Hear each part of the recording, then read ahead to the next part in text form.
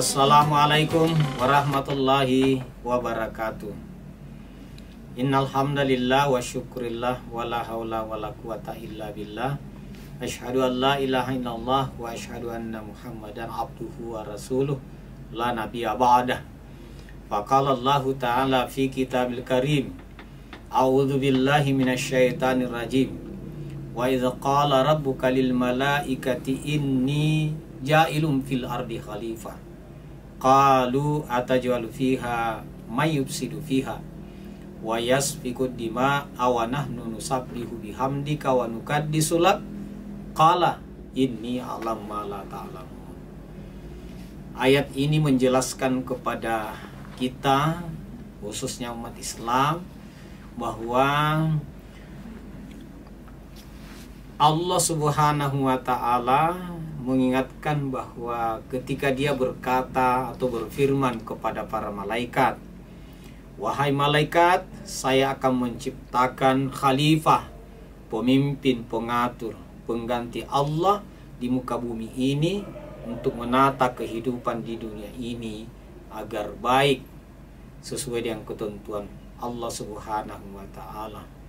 Lalu malaikat berkata, ya Allah, mengapa engkau mau menciptakan khalifah atau manusia itu, sementara sifat daripada manusia itu suka berkelahi, suka menumpahkan darah.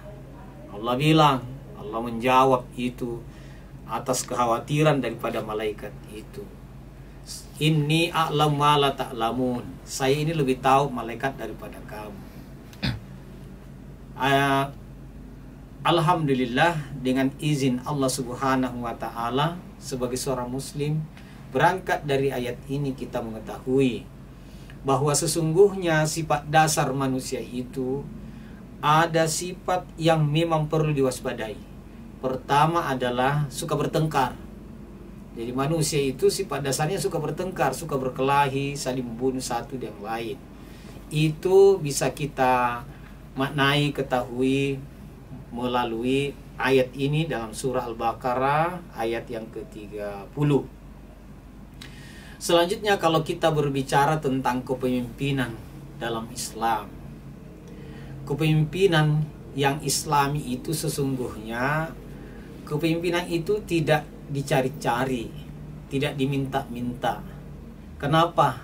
Karena sesungguhnya itu betul-betul adalah bukan karena kepentingan pribadi, tapi itu adalah kepentingan sosial, mengatur, memperbaiki, membimbing orang lain agar bisa lebih baik dari sebelumnya. Nah, oleh karena itu adalah panggilan ibadah sesungguhnya. Dalam beribadah itu kan bukan untuk kita memperhitungkan standar-standar daripada kehidupan dunianya.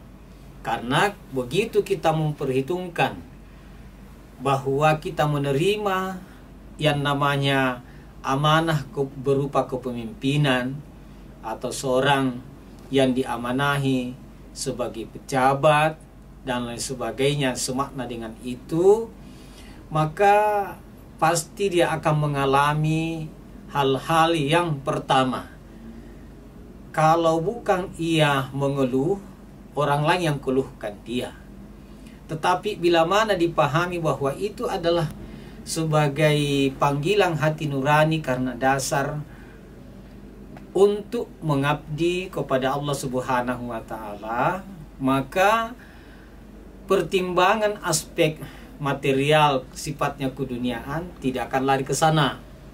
Nah, yang kedua, bahwa semata-mata karena ibadah. Nah, kalau semata-mata karena ibadah kepada Allah, ya tentunya adalah dilaksanakan dengan sepenuh hati.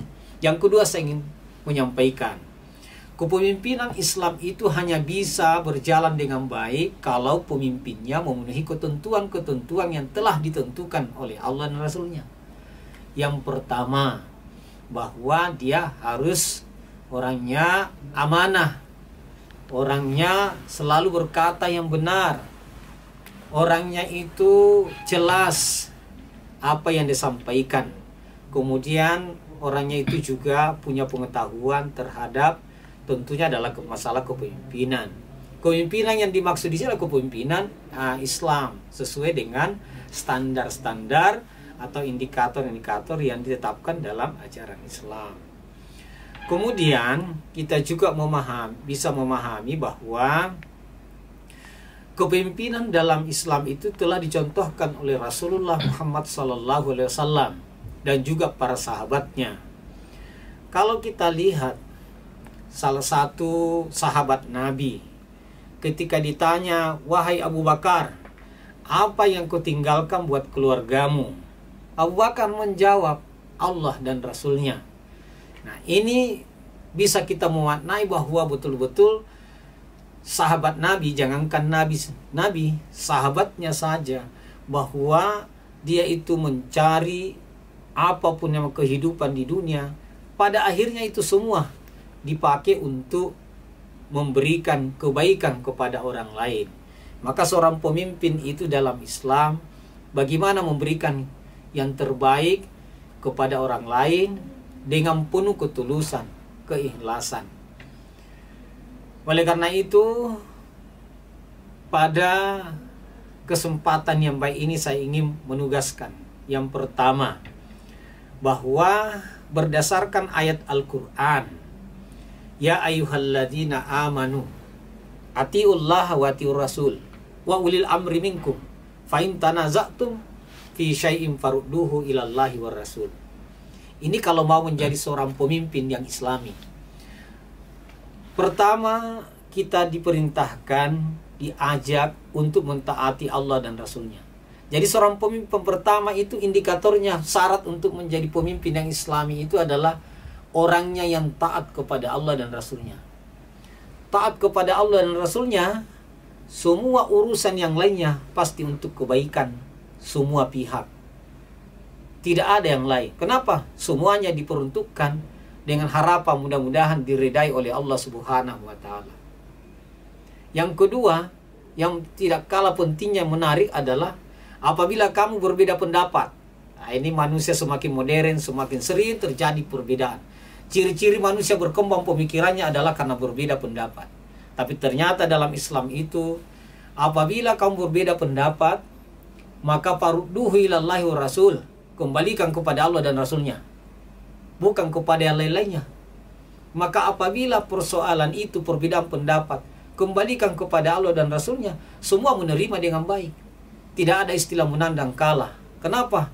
Karena yang belum pas, tepat, dan benar pengetahuannya, misalnya, dia akan menerima dengan lapang dada, dengan senang hati. Apabila saudaranya yang berbeda dengan dia ternyata setelah berdiskusi, bermusyawarah, wah, pendapat temannya yang jauh lebih bagus, lebih tepat, lebih benar, lebih otentik, maka dengan senang hati, bahkan berterima kasih, menerima karena kebenaran itu sendiri. Al-haqqu min rabbik, kebenaran itu datangnya dari Allah Subhanahu wa Ta'ala. Sedangkan dari manusia itu relatif. Maka itulah sebabnya kebenaran itu ada kebenaran mutlak, ada kebenaran relatif. Jadi kalau kita berbeda pendapat, itu dinamika menandakan bahwa pemikiran kita selalu berkembang, selalu menyesuaikan dengan perkembangan zaman. Maka oleh karena itu Islam sangat merespon ilmu pengetahuan, teknologi dan seni.